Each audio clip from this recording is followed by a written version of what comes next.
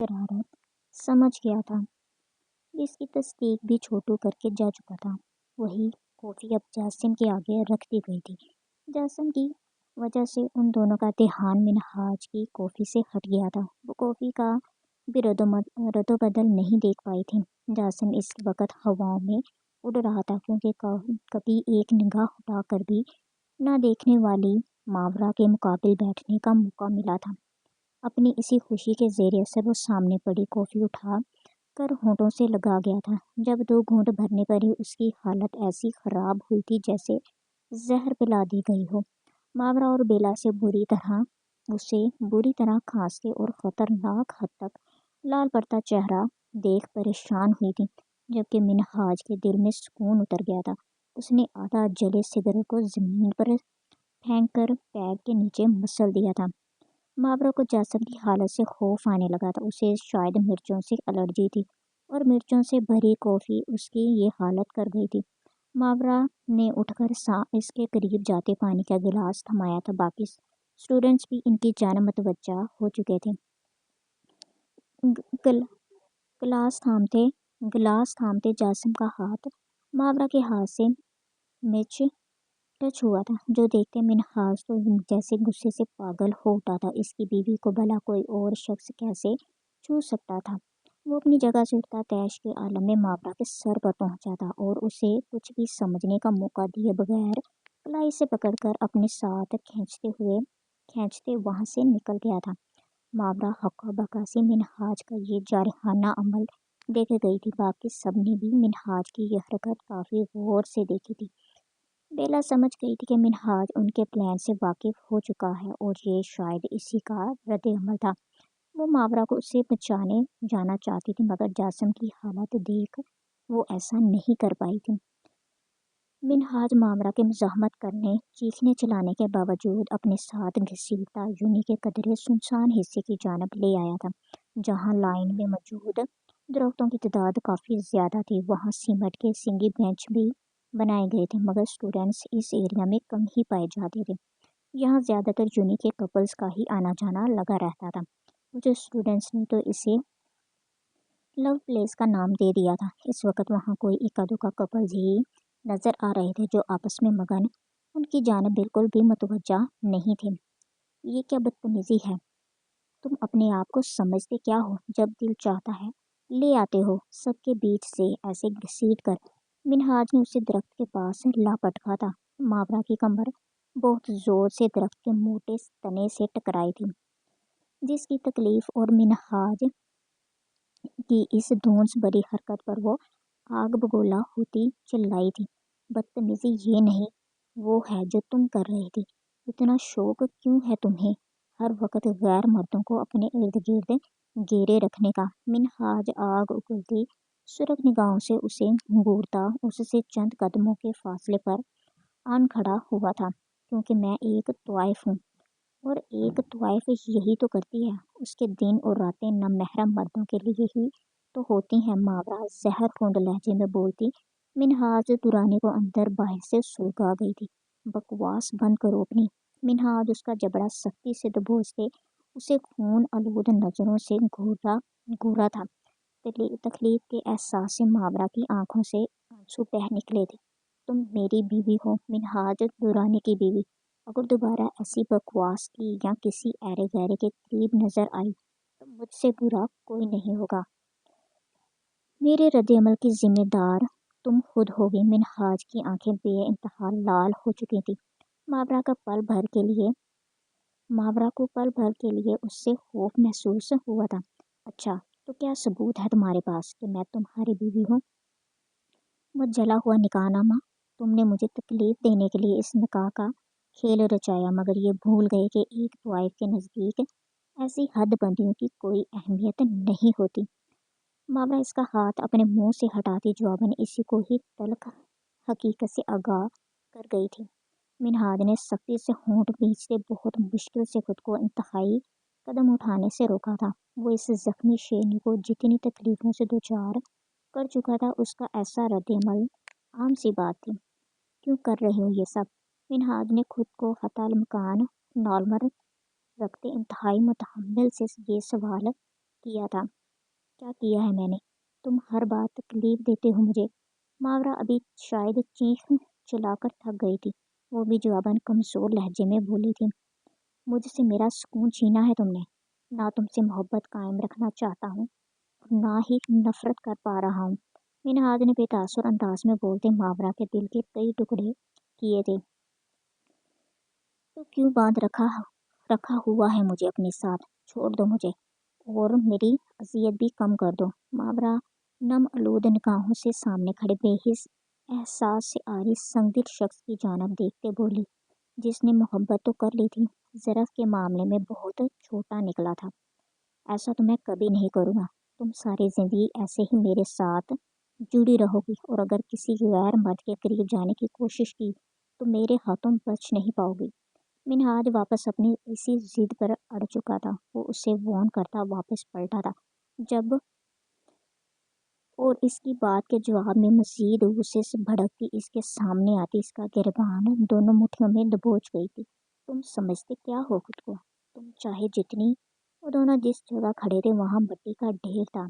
मावरा की बात अभी मुंह में ही रह गई थी जब इसका पैर गीली मिट्टी से स्लिप हुआ था।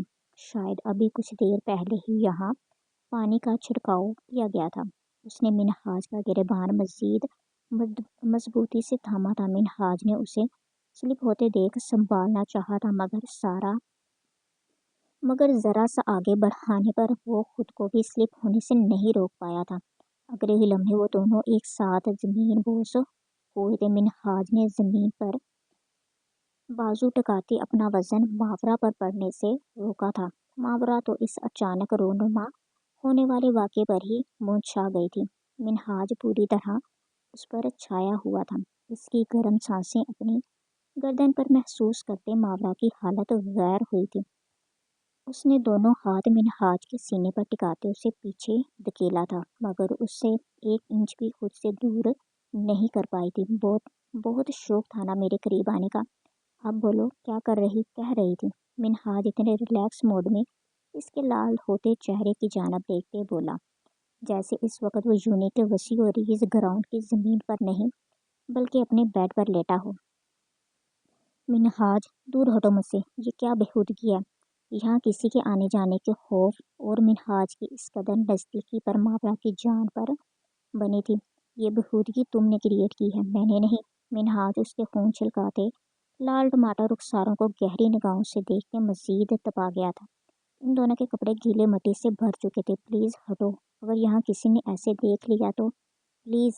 मावरा शर्म और खौफ के मारे लरस कर रह गई थी। तो क्या मियाँ बीवी हैं, कहीं पर भी कैसे भी रोमांस करने का हक रखते हैं। मिनहाज को तो जैसे मौका मिल गया था इसे जिच करने और तपाने का। इससे पहले कि मावरा इससे कोई जवाब देती, करीब आते कदमों की आवाज़ पर मावरा की जान हलक में अटकी थी। मावरा कहाँ हो तुम? साथ ही बेला की आवाज़ भी सुनाई दी थी। मावरा के जर्द पड़ते चेहरे पर रहम खाते इसके ऊपर से हट गया था। मावरा भी जल्दी से उठी थी। तब तक बेला भी दरख्तों के पीछे पीछे से इन्हें ढूंढती उन तक पहुंच चुकी थी, मगर इन दोनों के मिट्टी से भरे कपड़े देख बेला की आंखों के साथ साथ गैरत के मारे मुंह भी खुल गया था। मावरा ये सब? बेला ने मिनहाज की मौजूदगी का ख्याल करते बात अधूरी छोड़ दी थी। बताएं अपनी बेस्ट फ्रेंड को मावरा, अभी थोड़ी देर पहले तन्हाई में हम दोनों क्या कर रहे थे? हमारे हुलिये देखकर काफ़ी हद तक तो ये समझ भी गई होंगी। इतनी अक्लमंद तो लगती है ये मुझे। मिनहाज मावरा की जानब देख एक आंख दबाता वहां से निकल गया था। मावरा ने बेयकीनी से मिनहाज की जानब देखा था जो बेला को इसके हवाले से मशकूक करके मज़े से वहां से निकल गया था। मावरा ये सब क्या है? तुम दोनों क्या कर रहे थे?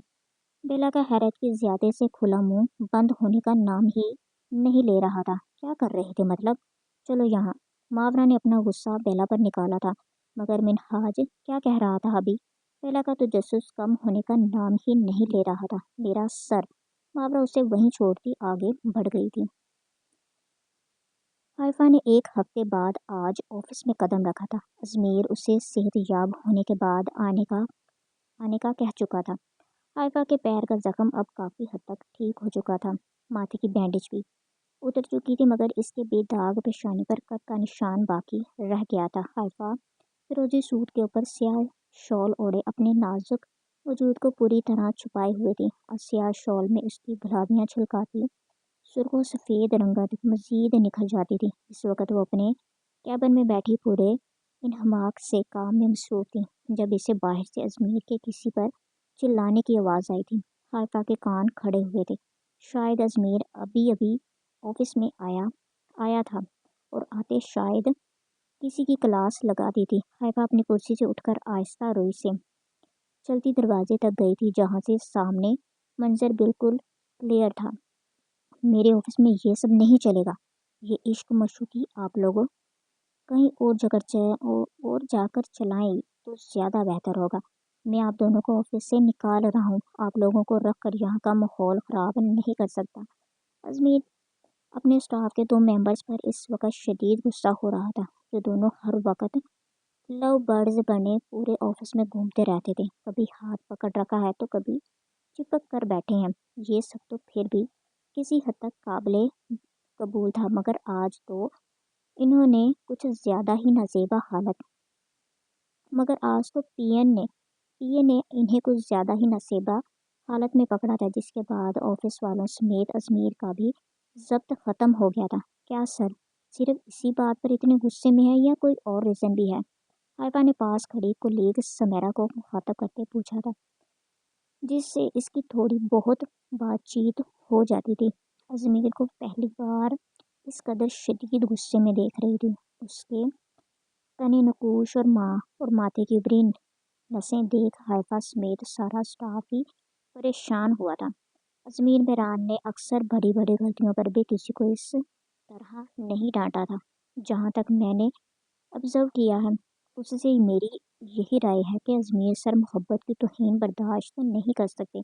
सुमेरा की बात पर हाइफा ने साकित निगाहों से सामने का मंजर देखा था। क्या वाकई ऐसा है?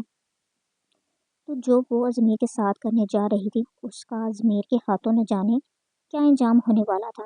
ये सोचकर ही हाइफा ने खौफ से जुर्जुरी ली थी। वो गुमसुम ही वापस अपनी कुर्सी पर आन बैठी थी। इस पर मुसलसल प्रेशर था कि वो अपने काम में इतनी स्लो क्यों जा रही है मगर उसे समझ नहीं आ रही थी कि आखिर वो करे तो क्या। अजमेर के सामने आते ही इसकी बोलती बंद हो जाती थी।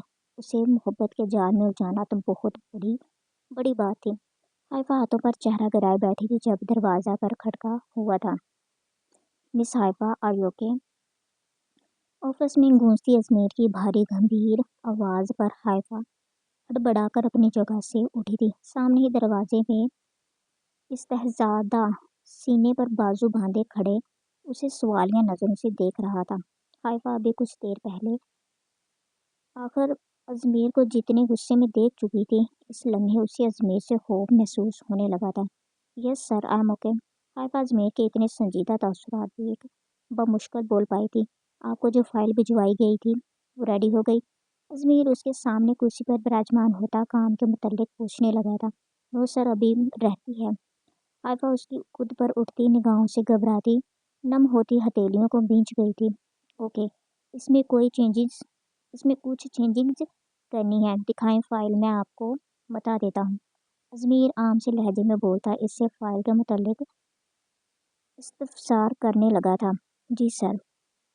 हाइफा ने अपने ही रखी फाइल उसके आगे की थी और साथ ही पेन भी इसे थमाने के लिए बढ़ाया था। हाइफा के हाथ बुरी तरह लरज रहे थे। जैसे ही यस्मीन ने पेन थामने के लिए हाथ बढ़ाया हाइफा का हाथ बेदहानी और बुखलाहट में उसे टच कर गया था।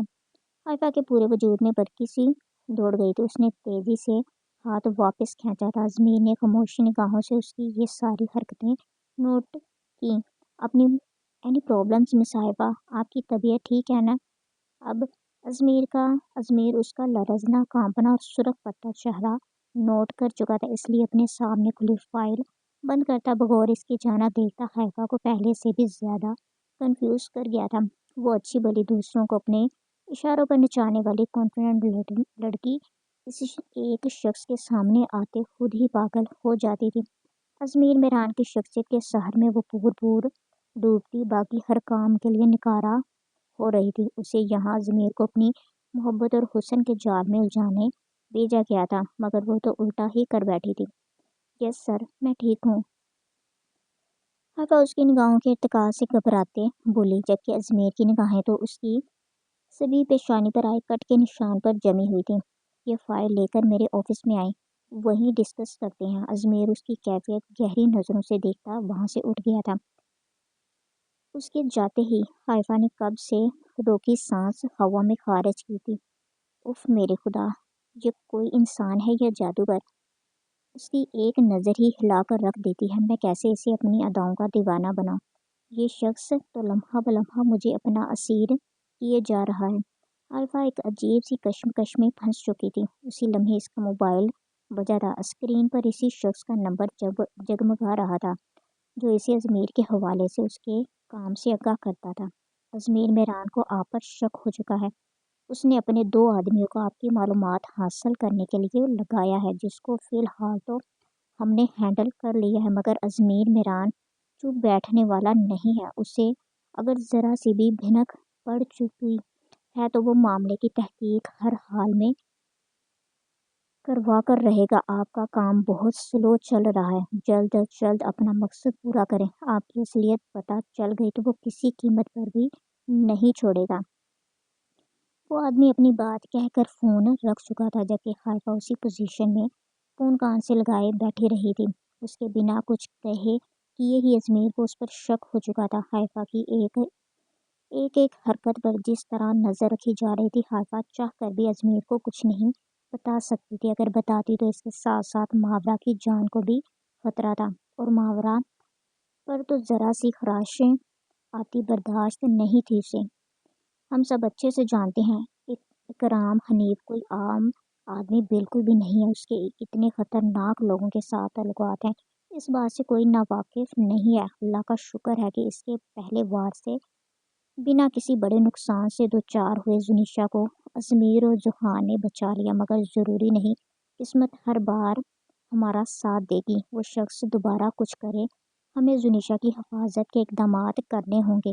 قاسم میران کے چہرے پر فکر کی لکیریں نمایاں تھیں۔ اس وقت ہال کے کمرے میں گھر کے تمام بڑے موجود تھے، سب سے کم پریشان کن معاملے پر غور و فکر کر رہے تھے۔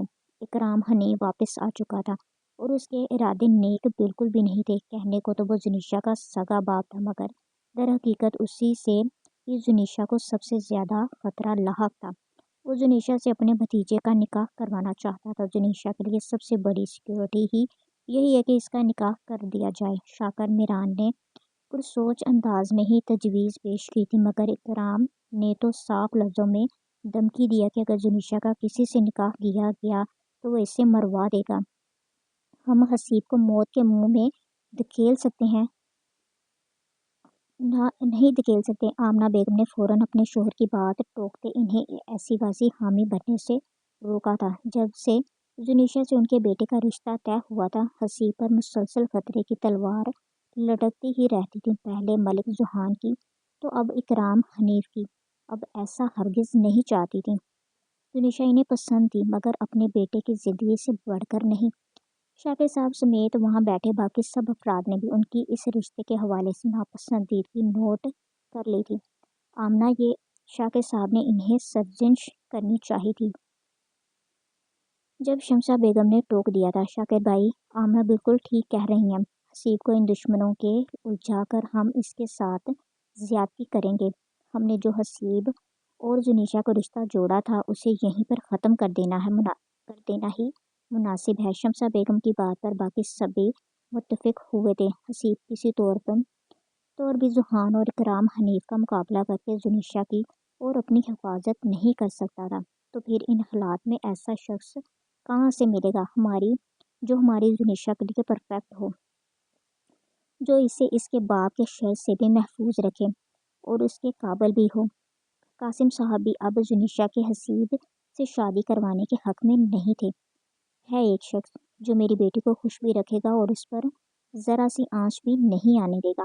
شمسہ بیگم نے وہاں بیٹھے تمام افراد پر ایک سرسری نگاہ ڈالتے پر یقین لہجے میں کہا تھا، کون؟ ہمیرا بیگم کو لگا تھا جیسے وہ جانتی ہوں شمسہ بیگم کے دماغ میں کس کا نام چل رہا ہے۔ ملک ذوحان میران۔ شمسہ بیگم نے اتنے دنوں سے دل میں چلتی بات کہہ دی تھی، جس کے بعد ان کی توقع کے عین مطابق سب کو شدید جھٹکا لگا تھا۔ شمسا بھابھی، یہ آپ کیا کہہ رہی ہیں؟ ہم ایک دشمن سے جنیشا کو بچانے کے لیے دوسرے کے حوالے کر دیں؟ آپ ایسا بول بھی کیسے سکتی ہیں؟ سب سے پہلے شاکر صاحب نے ہی اپنا اعتراض اٹھایا تھا۔ وہ ابھی تک حسید کی وہ حالت بھولے نہیں تھے جو جہان نے جنیشا سے شادی روکنے کے لیے کیا تھا اس کے ساتھ۔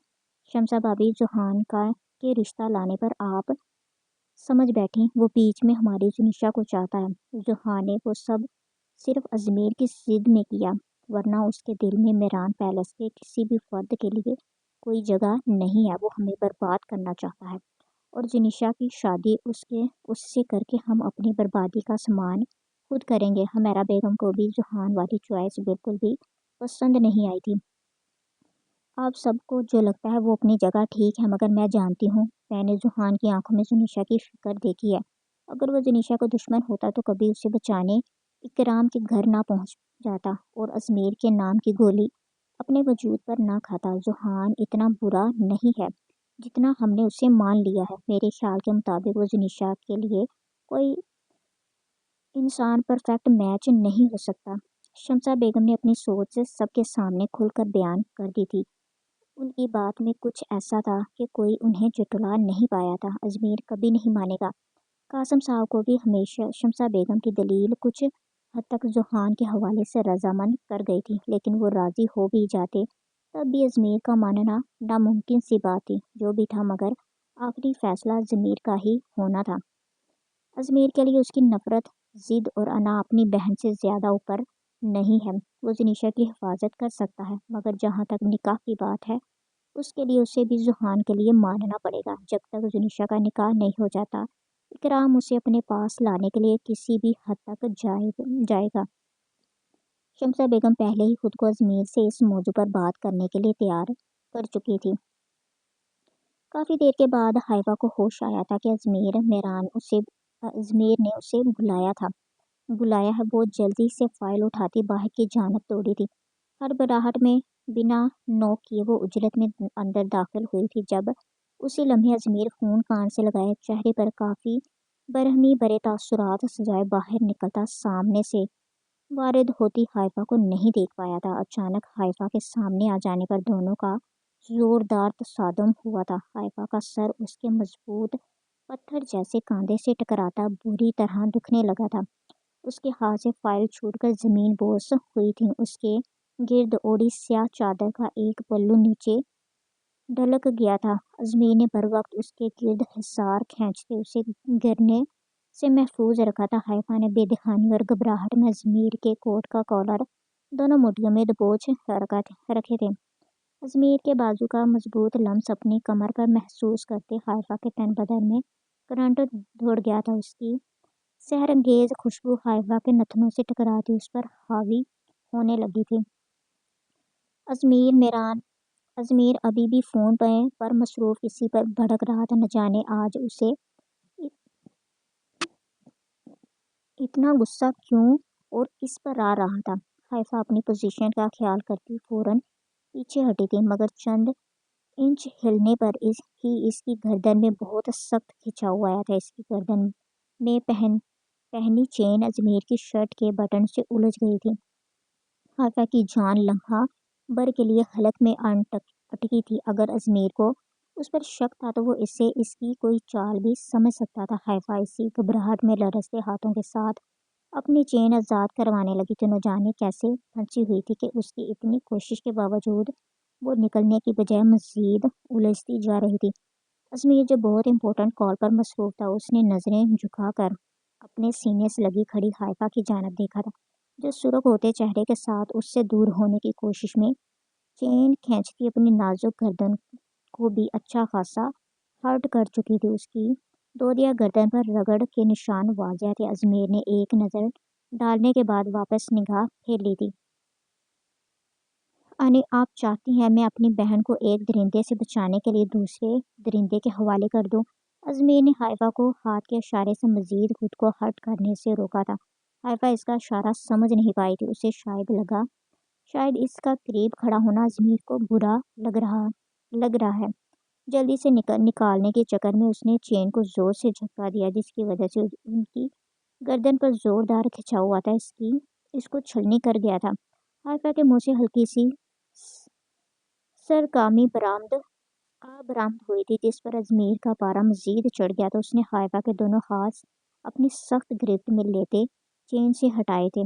वो इस वक्त नफीसा बेगम से बात कर रहा था, चाह कर भी फोन नहीं रख सकता था।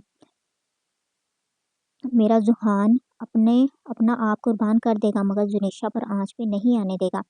तुम इस बात से अच्छी तरह वाकिफ हो। तुम्हारे बाद जुहान ही वो वाहिद इंसान है जो अपनी जान देकर भी जुनेशा की हिफाजत और इससे मोहब्बत कर सकता है। नफीसा बेगम ने जुहान की वकालत की थी, जबकि दूसरी जानब हाइफा बेयकीनी से अजमेर का ये अमल देखे गई थी। किस मोहब्बत की बात कर रही हैं आप? आपका बेटा सिर्फ और सिर्फ मुझे बर्बाद करने के लिए मेरी बहन को मोहरा बना रहा है। वो खुद ये बात मेरे सामने कर चुका है। आप मजीद उस पर पर्दे डाल रही हैं, पर डालकर मेरी उसके हवाले से सोच नहीं बदल सकती। अजमेर ने उनको उनके बेटे की असलियत से आगाह किया था। अजमेर की निगाहें हाइफा की गर्दन से निकलती खून की छोटी सी लकीर पर टिकी हुई थी। यकीनन उसे अपने ही हाथों अपनी गर्दन पर दिए जख्मों पर अब तकलीफ होना शुरू हो चुकी थी। अजमेर इस बेवकूफ़ लड़की को देख तासुब से सर हिलाकर रह गया था। मैं बाद में बात करता हूँ आपसे। अजमेर हाइफा के जख्म पर नजरें गाड़े मुख्तसर बोलता कॉल काट गया था। What's wrong with you? कोई अपने आप को यूं हर्ट करता है क्या? अजमेर की गुस्सीली नजरें उसके खराश ज़दा खून आलूद गर्दन पर जमी हुई थी। हाइफा ने बिना कुछ बोले अजमेर की गिरफ्त में मौजूद अपने हाथ खींचे थे। अजमेर ने भी ख्याल आते उसे आज़ाद किया था, जब इसकी नज़र हाइफा के गुलाबी हाथों पर बने अपनी उंगलियों के निशान पर पड़ी थी। ये अजमेर का दिमाग घूम गया था। ये लड़की इतनी नाजुक थी कि उसके ज़रा से सख्ती दिखाने पर वाजिया निशानात उसके हाथों पर छप गए थे। I am sorry sir. Haifa बिला वजह ही शर्मिंदा हुई थी। जितनी नाजुक हैं आप, उससे कहीं ज़्यादा केयरलेस भी हैं। अपना ख्याल रखा करें। इंसान की अपनी हिफाजत हर चीज़ पहले आती है। इस वक्त वो दोनों एक दूसरे के काफ़ी करीब खड़े थे। हाइफा का दिल उसकी तपश ज़दा निगाहें महसूस करता पसलियाँ तोड़कर बाहर आने को तैयार था। वहीं अजमेर भी इस अजीबो गरीब लड़की को देख रहा था। अजमेर ने उसका बाजू पकड़कर उसे हल्का सा अपने मजीद करीब करके उसकी चेन को ढीला करते बटन के साथ उलझे दोनों बिलों को निकाल दिया था। अजमेर के मजीद करीब आने पर इसकी गर्म सांसें और मशहूर कुन गुर्बत हाइफा की हालत गैर कर गई थी। उसकी शोर मचाती धड़कनें उसे पागल कर रही थी। मैं रखती हूँ अपना ख्याल। हाइफा उससे फासला पर होते सूखे लबों पर जुबान फेरती अपनी सफाई पेश करते बोली, आपकी गर्दन पर काफ़ी खराशें आई हैं और खून भी निकल रहा है। अजमेर इसे मजबूती से शाल लपेटते देख बोलने से खुद को रोक नहीं पाया था। जो भी था उसके तसादुम की वजह से ही हाइफा को ये जख्म आए थे, जो मामूली नोयत के होने के बावजूद अजमेर की त्वचा अपनी जानब खींच रहे थे। हाइफा ने उसकी फिक्र पर हैरानी से निगाहें उठाकर अजमेर की जानब देखा था। क्या वो वाकई इसकी जाने मतवज्जा हो रहा था, या ये इसकी कोई खूबसूरत गलत फहमी थी? सर मैं ठीक हूँ, ये मामूली सा जख्म है, खुद ही ठीक हो जाएगा। हाइफा ज़मीन पर पड़ी फाइल उठाते लापरवाही से बोली थी। अजमेर ने खामोश निगाहों से इसकी जानब देखा था।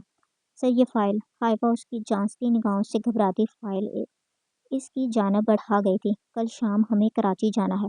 2 दिन का स्टे हो सकता है, तैयार रहिएगा। ये फाइल मेरे टेबल पर रख दें, अभी मुझे ज़रूरी काम है। जाना है, बाद में देख लूँगा।